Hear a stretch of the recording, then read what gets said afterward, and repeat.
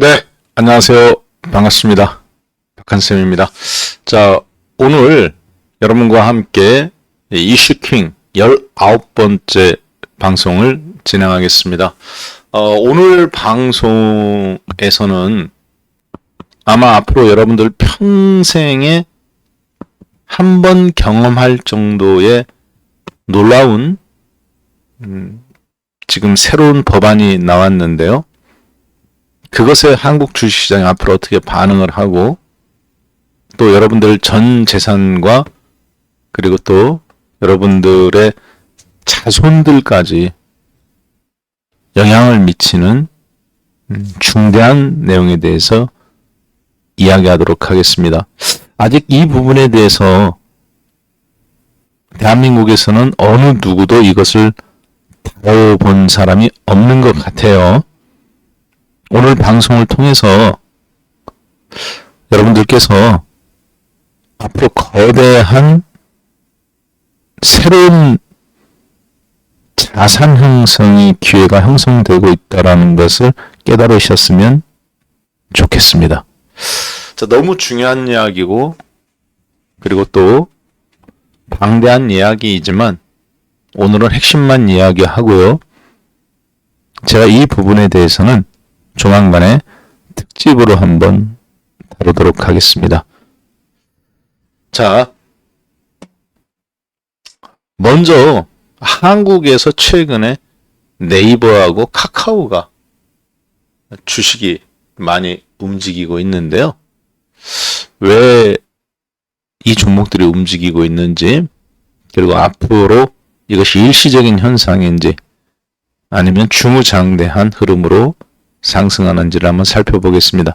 많은 사람들은 이것이 이재명 대통령의 정책주로서 스테이블 코인에 관련됐다라고 생각을 하고 있습니다만 사실은 이거보다 조금 더 광범위한 이야기를 한번 제가 해보도록 하겠습니다. 자, 먼저 어제 한국 시간으로는 이제 오늘 새벽이지요. 미국 하원에서 드디어 지니어스 액트법이라는 것이 통과가 되었습니다. 지니어스 액트법의 약자는요, Guiding and Establishing National Innovation for U.S. Stablecoin Act 2025. 그래서 어제 19일 날 한국 시간으로 이제 우리나라 시간으로 19일 날 통과가 되었습니다. 그래서 이 약자를 딴 거예요. 자, 핵심 요인을 쉽게 얘기하면 뭐냐? 스테이블 코인이라는 것이 미국 시장에서, 미국의 자본 시장에서 자리를 잡을 수 있도록 가이드하고 규제하고 그것에 대한 기준도를 미국 정부가 제시하겠다는, 한마디로 그러니까 법적인 토대를, 스테이블 코인을 위한 법적인 토대가 마련된 것입니다. 이게 왜 중요하느냐? 1971년 닉슨 대통령이 금본위제를 폐지한 이후 미국에서 가장 제가 봤을 때는 달러의 가치에 영향을 미치는 유일무이한 법안이 50년 만에 새로 나온 것이기 때문에 그렇습니다. 이 지니어스 액트법을 이해하지 못한다면 마치 여러분들이 과거에 석유 파동으로 말미암아 페트로달러, 즉 석유는 달러로만 결제해야 된다는 그 개념을 이해하지 못했던, 열심히 살기만 하고 그 개념을 이해하지 못하면 결국은 자산 형성을 할 수 없거든요. 지금 그 상태와 좀 비슷하게 될 수도 있기 때문에 이 부분을 잘 이해하시길 바라겠습니다. 자, 많은 사람들이 지니어스 액트법과 스테이블 코인에 대해서는 이야기합니다. 그러나 이것이 가지고 있는 진정한 의미는 아직 잘 모르는 것 같아요.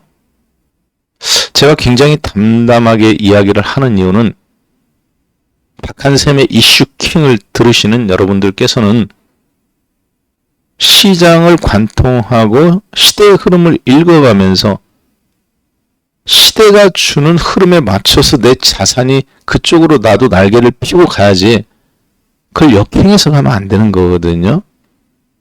이게 뭘 의미하는지 보도록 하겠습니다. 지니어스 액트법은 결국은 스테이블 코인이 미국 시장에서 잘 자리를 잡을 수 있도록 법적인 근거를 마련한 법안입니다. 그러면 스테이블 코인이라는 것은 무엇이냐? 스테이블 코인이라는 것은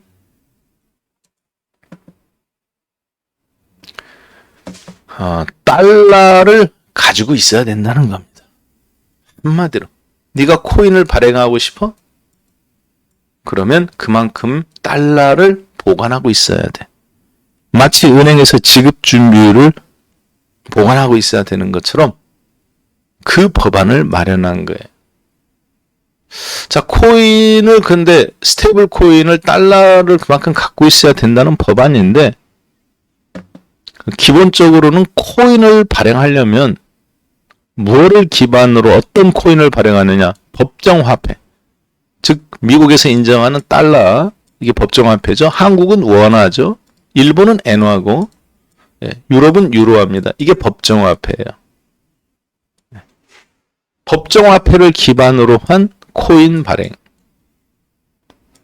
종류가 4개의 종류가 크게 있습니다. 두 번째, 금이나 다이아몬드를 기반으로 한 코인 발행. 이때도 달러가 있어야 된다는 거죠. 암호화폐, 비트코인이나 이런 것을 기반으로 해서 스테이블 코인, 파생 상품이죠. 그러니까 암호화폐를 기반으로 해서 스테이블 코인이라는 것 자체가 코인 발행. 자, 이때도 뭐를 갖고 있어야 된다? 달러를 갖고 있어야 된다. 그리고 아비트레이지 거래하는 프로그램으로 자동 매매하는 이런 알고리즘 같은 거. 예를 들어서 선물은 101인데 현재 주식은 100이다. 그러면 이 1이라는 아비트레이지가 생기죠.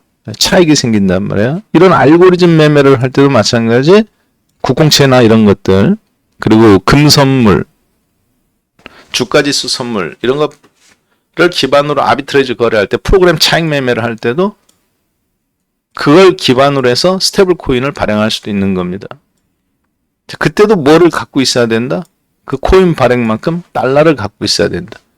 결국은 스테이블 코인은 크게 4종류입니다.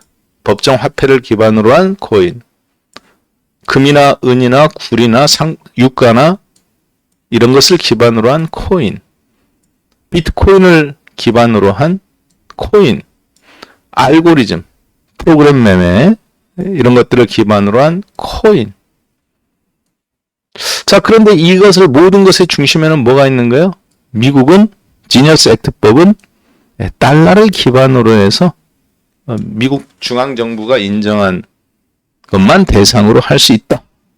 라는, 그래서 앞으로 이런 것을 발판으로 파생 상품이죠. 결국은 스테이블 코인이라는 거는. 이것이 발행될 때 미국 기준법에 의해서 발행돼야 된다.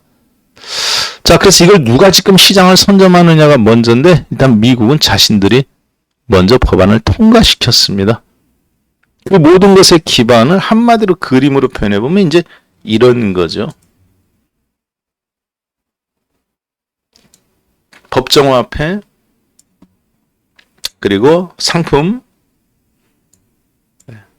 그리고 암호화폐, 그리고 아비트레이지 거래, 이런 것의 기준에 누가 있어야 된다? 그만큼 달러를 보유하고 있어야 된다. 달러를 보유하고 있지만 실제 외환 보유고로 우리가 달러를 보유하고 있습니까? 아니면 미국의 국공채, 달러로 언제든지 바꿀 수 있는 국공채를 보유합니까? 한국도 외환 보유고를 위해서 국공채를 보유하고 있죠. 현금으로 갖고 있어봐야 이자가 안 나오니까. 자, 한국은 4천억 달러, 550조 원 가까운 돈을 외환 보유고로 전 세계에서 갖고 있습니다. 그 중에 거의 절반은 미국 국공채로 갖고 있어요. 그 이자도 나오고 유지 관리가 되니까요. 자, 이해가 되셨을 것 같습니다. 이게 스테이블 코인이고요. 그 스테이블 코인을 미국은 자신들이 선점하기 위해서 지니어스 법적인 토대가 있어야 되니까 지니어스 액트법이라는 것을 통과를 시켰어요.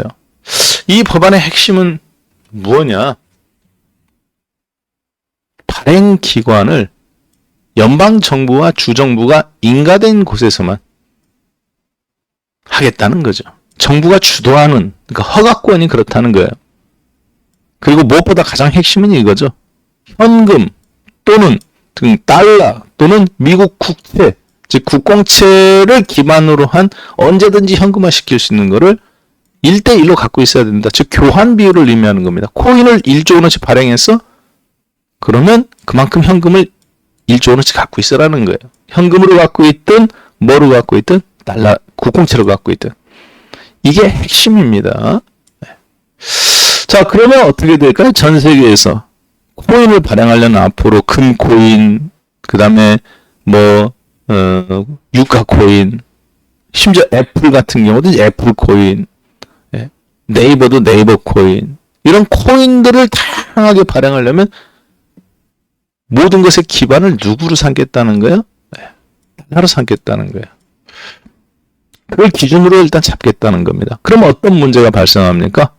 그렇죠. 눈치 빠르신 분들은 여기서 굉장한 이치를 깨달으실 겁니다. 제가 아까 말씀드렸죠? 어느 누구도 대한민국에서 스테이블 코인에 대한 이야기, 그리고 지니어스 액트법에 대한 이야기는 다 할 거다. 그러나 그것이 진정한 무엇을 의미하는지는 눈치챈 사람은 아직 없다고 제가 말씀드렸습니다. 자, 스테이블 코인은요, 페트로달러의 새로운 옷이라고 보시면 되겠습니다. 자, 달러의 가치가 폭락하기 시작합니다. 근본 위제를 폐지하고. 페트로달러라는 것은 그래서 국제 유가는 달러로만 결제할 수 있다. 이것을 미국이 그렇게 정한 거예요. G7에서 모여서. 지금 G7 엊그저께 열렸죠? 네. 거기에서 오일 파동, 오일 쇼크가 나오니까 오일 쇼크를 만들고 그 오일 쇼크는 오일은 뭘로만 결제할 수 있다? 달러만 결제할 수 있다. 그리고 그것에 대한 협의체를 7개 국가가 모여서 만든 것이 G7입니다. 그러니까 G7은 결국은 페트로달러, 즉 페트로라는 게 유가죠. 국제 유가는 달러로만 결제한다는 그 체제를 위해서 만들어진 기구입니다. 결국은 무슨 얘기냐? 한국이나 일본 같은 경우는 기름이 안 나는 나라는 어떻게 해야 돼요? 그렇죠. 달러를 결제하기 위해서 외환 보유고라는 개념이 이때 최초로 생깁니다. 외환 보유고를 갖고 있어야, 즉 달러를 갖고 있어야 결제가 되니까. 근데 현금으로 갖고 있지 않죠. 그래서 미국 국공채를 사기 시작합니다. 자, 어떤 일이 벌어졌을까요? 네. 이런 일이 벌어지죠. 지금 저는 여러분들과 네이버와 카카오가 왜 올라가고 있는지, 그리고 이것이 일시적인 현상인지 아니면 새로운 시대를 여는 중심에 있는 건지, 추세 상승인지를 말아주고 있는 겁니다. 자, 베트남 전쟁 이후에 미국은 화폐를 굉장히 많이 찍어내요. 전쟁을 해야 되니까 채권을 막 발행하죠.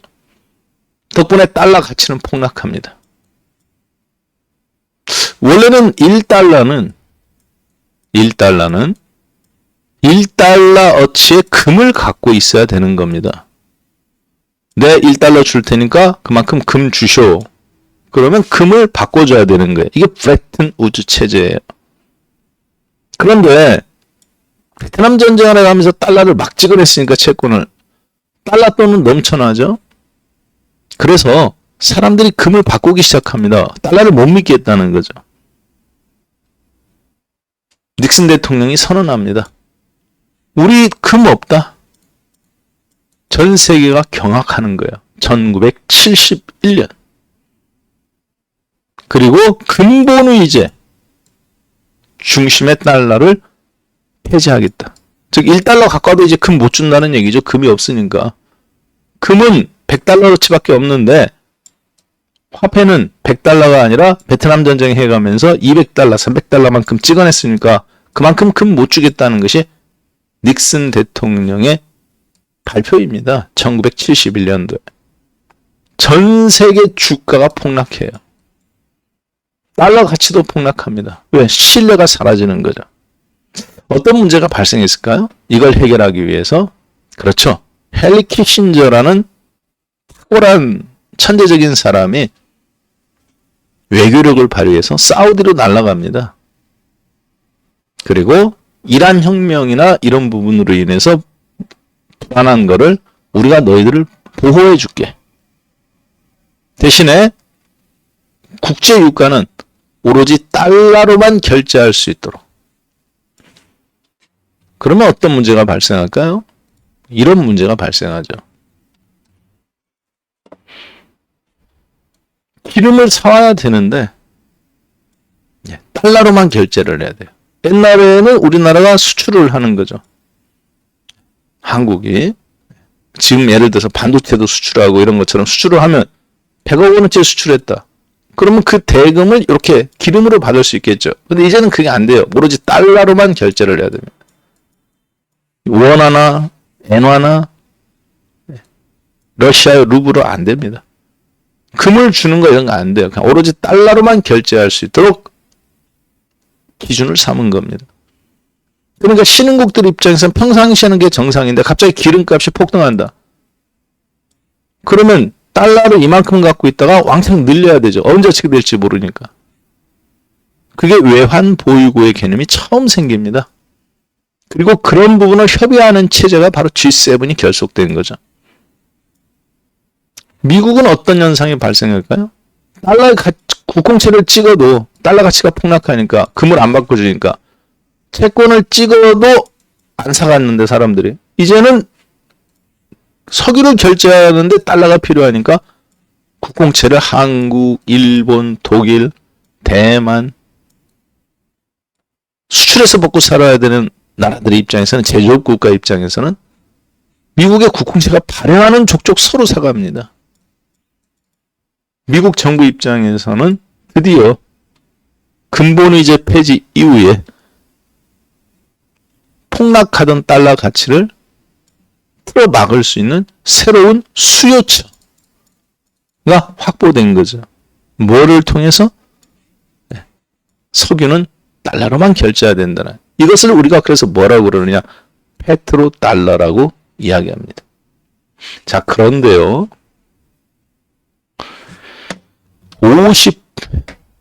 54년 만에 달러의 가치, 교환 가치를 새롭게 결정할 수 있는 지니어스 액트법이 다시 통과된 겁니다. 느낌이 오시죠? 네. 금태환, 근본위제도의 폐지 이후에 페트로달러 체제 G7 이후에 54년 만에 다시 법안이 만들어진 거예요. 그런데 그 법안은 놀랍게도 달러의 새로운 수요를 석유가 아닌 스테이블 코인,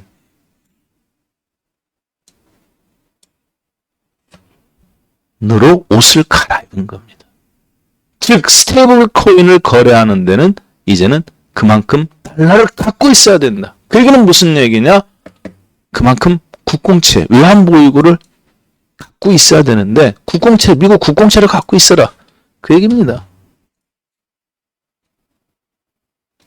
이게 스테이블 코인의 지니어스 액트법의 핵심입니다. 그건 누구가 결정해요? 근데 연방정부와 주정부가 인가한 비은행 기관만 발행 가능하다는 거죠.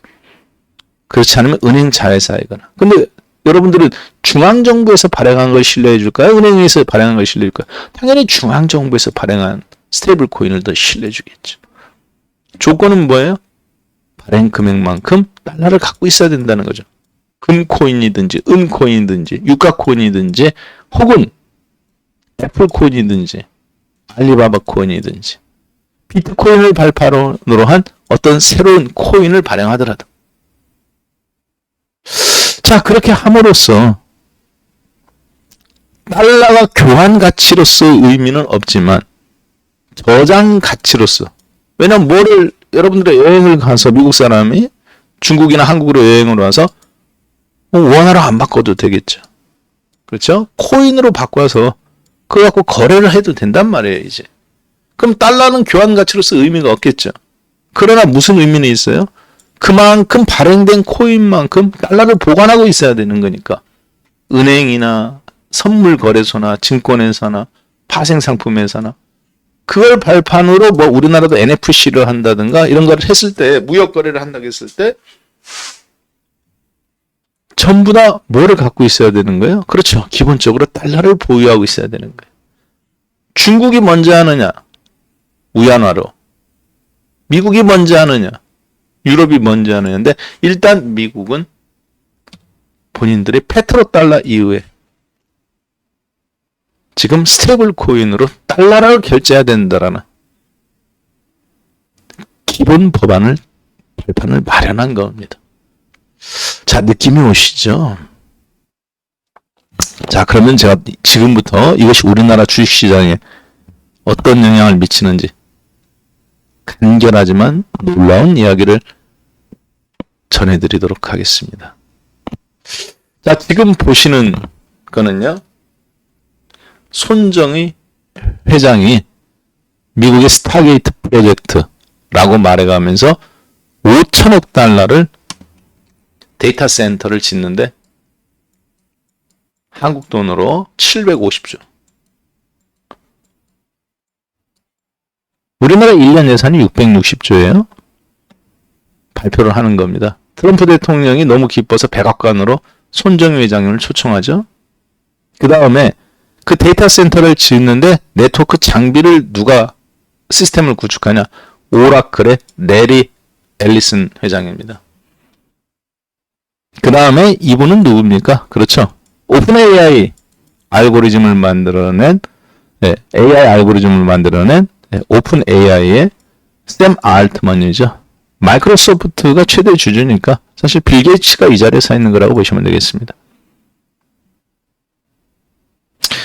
자, 그러면 미국의 대형 데이터 센터가 설립이 되는데 여기 손정희 회장이 그 돈 5천억 달러를 투자하죠. 벌써 2천억 달러는 자기 돈으로 꼬나 박았습니다. 비전 펀드 1호 2호. 내년부터는 또 추가로 1천억 달러씩 3년간 해서 총 5천억 달러. 이 5천억 달러는 금액은 전 세계에서 데이터 센터에 가장 많은 돈을 투입하는 마이크로소프트의 10년간 1천억 달러. 그리고 아마존 전자상거래 업체인 아마존의 15년간 1,500억 달러. 이 회사를 합친 거에 2배가 되는 금액입니다. 지금 마이크로소프트의 시가총액이 3조 5천억 달러. 한국 돈으로 4,500조 원의 시가총액입니다. 대한민국 거래소의 시가총액이 2,200조 300조예요. 3,000포인트 근처인 현재 시점에서 2,300조 원인데 그것의 2배죠 거의. 마이크로소프트 회사 하나가. 그런데도 겨우 1,000억 달러밖에 앞으로 10년간 투자하지 못합니다. 데이터 센터. 그런데 손정희 회장은 5천억 달러를 투자한다? 굉장한 금액이에요.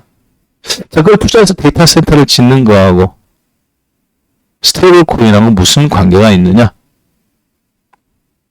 자, 먼저 한국적인 상황만 먼저 이야기를 해보도록 하겠습니다. 여러분들은 전자상거래 할 때, 전자상거래라면 이상한데, 물건을 어디서 사십니까? 쿠팡에서 사십니까? 아니면 신세계 쓱닷컴에서 사시나요? 아니면 이마트? 아니면 네이버 쇼핑에서 사십니까?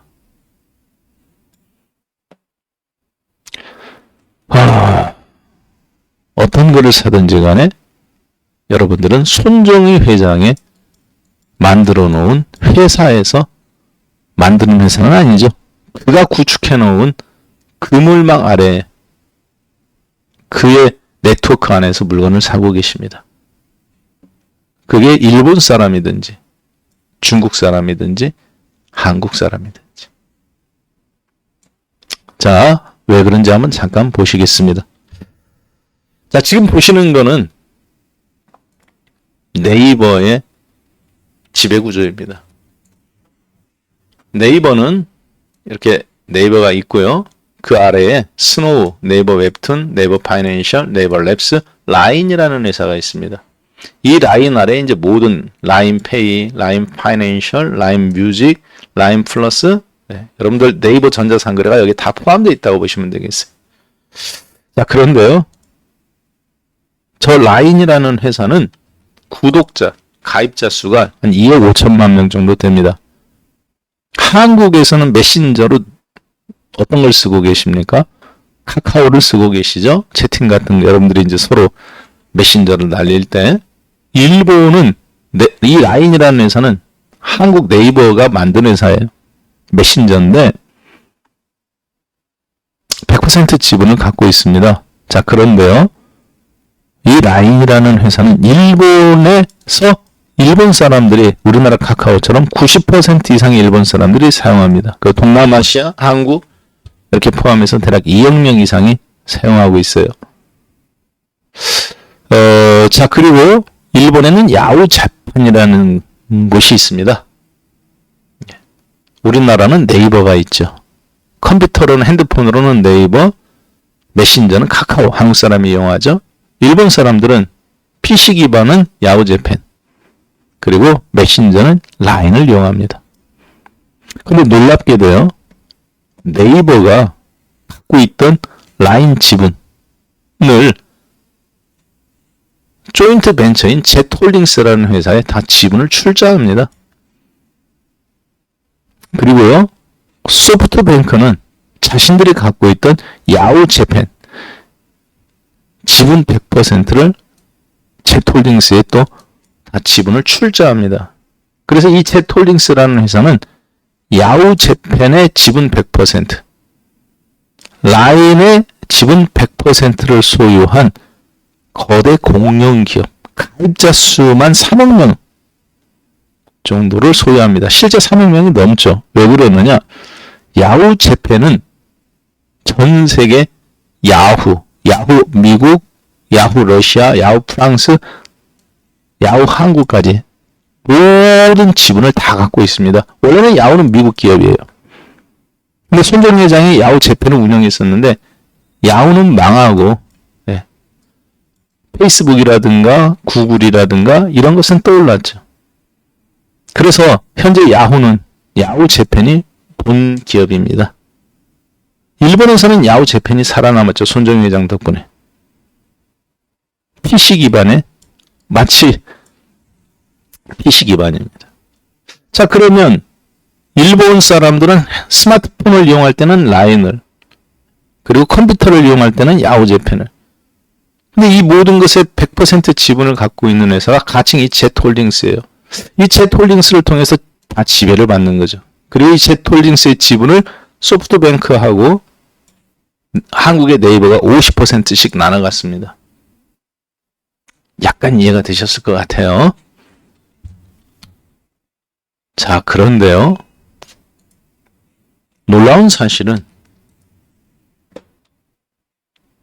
일본의 라인을 이용하든 야후 재팬을 이용하든 그러면 물건을 사는 사람들이 일본 사람들의 거의 대부분은 손정희 회장의 회사 체제에서 사게 되는 거죠. 그런데 야후 재팬은 또 소프트뱅크는 야후 재팬을 지배하고 있는 소프트뱅크 손정희 회장님이 지분을 100% 갖고 있는 회사는 누구의 최대 주주냐? 중국의 알리바바의 최대 주주입니다. 현재 알리바바의 시가총액은 2,700억 달러 정도로 한국 돈으로 따지면 약 350조 원 전후. 대한민국 삼성전자 시가총액하고 거기를 약간 웃도는 수준입니다. 소프트뱅크를 통해서 그리고 손정희 회장이 직접 알리바바 지분을 한때 대략 50% 가까이 소유하고 있었죠. 마인 회장이 창업한 알리바바. 중국 사람들은 알리바바를 통해서 컴퓨터를 통해서 전자상거래를 합니다. 그리고 그 전자상거래를 할 때 필요한 페이가 알리페이죠. 자, 한국에서는 네이버 쇼핑도 하지만 메신저는 카카오를 이용합니다.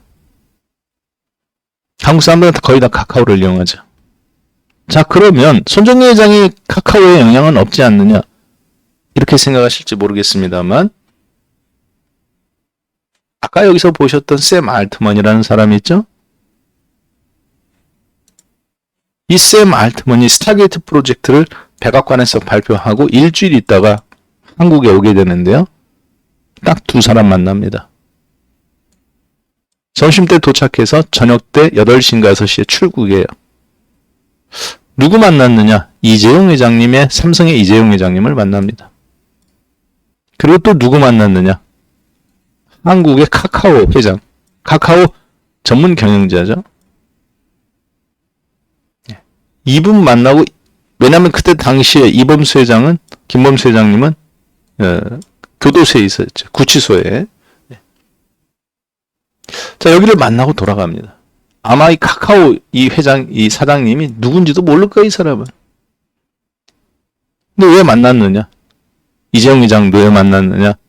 소프트뱅크 손정희 회장이 가서 만나라 해서 만나고 왔다라고 그렇게 이야기를 했죠. 본인들도. 소개시켜줘서 만났다. 자, 네이버를 안 만나고 이혜진 사장님을 안 만나고 왜 카카오를 만났을까요? 샘 알트먼이. 스타게이트 프로젝트에서 텍사스에 거대한 데이터 센터를 짓는데 거기에 소프트 알고리즘을 제공하죠. 여기는 오라클 회장님은 장비를 제공하고 반도체 칩은 그러니까 네트워크를 제공하는 거죠. 손정희 회장님은 돈을 제공하는데 사실 엔비디아 칩을 제공하는 겁니다. 한국에서는 근데 왜 카카오를 만났느냐? 어차피 네이버의 지분 50%. 네이버는 한국에서의 네이버지 국제사회에서는 외국인들은 네이버 안 써요. 일본 사람들이 라인을 쓰는 거지. 그러면 어차피 여기는 야후 재팬에 지금 일본에 영향하에 있잖아요. 네이버는 같이. 공동운명체란 말이에요. 그런데 카카오까지 만약에 스타게이트, 샘 알트먼의 알고리즘을 갖고 사용하게 된다면 손정희 회장님은 아시아 지역, 전 세계 인구의 20억 명에 가까운 3분의 1에 가까운 고객을 거느리게 되는 겁니다. 일본의 라인페이, 중국의 알리페이, 한국의 카카오페이, 네이버페이를 네트워크로 구축하게 되는 거죠. 자, 그 페이가 예전에는 국경에 환전을 해야 되니까 별로 의미가 없었습니다. 근데 이제 지니어스 액트법이 통과됐기 때문에 달러를 기반으로 한 코인페이가 발행이 된다면 그걸 가지고 네이버페이가 발행이 되고 라인페이가 발행이 되고 알리페이를 기반으로 한 알리코인이 발행되고 라인코인이 발행되고 네이버코인, 카카오코인이 발행이 반드시 되겠죠. 이제 조만간에 페이가 있으니까 결제 시스템이. 그러면 어떤 문제가 발생할까요? 그렇죠. 한국 사람들이 중국 가서 카카오페이를 사용해도 되는 겁니다. 카카오코인을. 라인코인. 손정희 회장의 체제 하에서 거대한 통화. 단일 통화는 아니지만 형성이 되는 거죠. 근데 그 중심에 누가 있어요? 손정희 회장의 소프트뱅크가 있는 겁니다. 그리고 그 데이터 센터. 그걸 가지고 각종 장사나 뭐 컨텐츠나 이런 걸 할 때 알고리즘으로 생성을 하는 거는 손정희 회장이 미국의 본사가 있는 스타게이트. 자, 손정희 회장은 그러면 그것을 뒷받침해 줄 만한 뭐를 또 장악하고 있어요? 반도체, 아몰딩스, 퀄컴, 엔비디아 이런 것에 지분을 갖고 있습니다. 아몰딩스는 사실 지금 손정희 회장이 뭐 100% 갖고 있죠. 소프트뱅크와 본인 개인. 그렇죠. 소프트뱅크가 75%, 그리고 소프트뱅크 비전 펀드가 25%. 아몰딩스가 모든 반도체 특허를 갖고 있으니까 퀄컴이라든가 엔비디아라든가 또 연결되어 있습니다. 자, 여러분들이 어느 정도 기본적인 개념을 이해하셨을 것 같아요. 그러나 이거는 좀 더 방대한 흐름이기 때문에 제가 생략하고 한국의 네이버하고 카카오에 스테이블 코인이 어떤 영향을 미치는지, 그리고 그 스테이블 코인이라는 것은 누가 최대 수혜주냐? 손정희 회장이 최대 수혜주입니다. 현재로서는. 그리고 한국에서는 카카오와 네이버가 가장 준비되어 있는 일본과 중국, 확장성을 가질 수 있는 큰 수혜주들이라고 보시면 되겠습니다. 자, 다시 한번 제가 말씀드릴게요. 스테이블 코인이라고 생각하지 마세요. 달러가 자신의 가치를 유지하기 위해서 뭐가 필요했어요? 그렇죠. 석유는 달러로만 결제해야 된다. 라는 화폐의 교환 가치로서의 권위를 부여받아서 달러 가치가 유지되고 미국이 채권을 발행해도 전 세계가 사줄 수밖에 없었는데, 지금 부채가 워낙 많으니까 달러 가치가 녹아내리고 있는데 미국은 이제 페트로달러에서 옷을 갈아입는 겁니다. 마치 뱀이 허물을 벗고 새로운 저기를 하고 사슴이 뿔갈이를 하는 것처럼 지금 딱 그 단계에 여러분과 저는 주식을 하고 있는 거예요. 이 흐름을 이해하지 못하고 지금 주식을 했다가는 완전히 깡통을 찰 수도 있는 상태예요. 이 개념을 반드시 여러분들이 이해하셔야 됩니다. 50년 전에 1970년도 71년도부터 78년도까지 오일 쇼크와 국제 유가는 달러로만 결제해야 된다는 개념을 모르고 사업 비즈니스를 하신 분들, 무슨 일이 일어났을까요?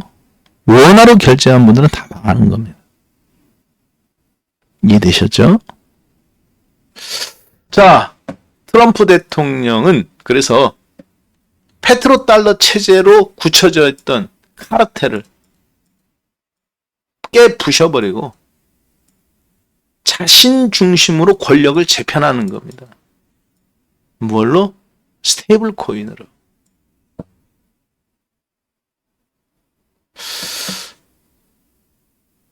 스테이블 코인을 발행할 때는 달러를 100% 소유하고 있어야 된다.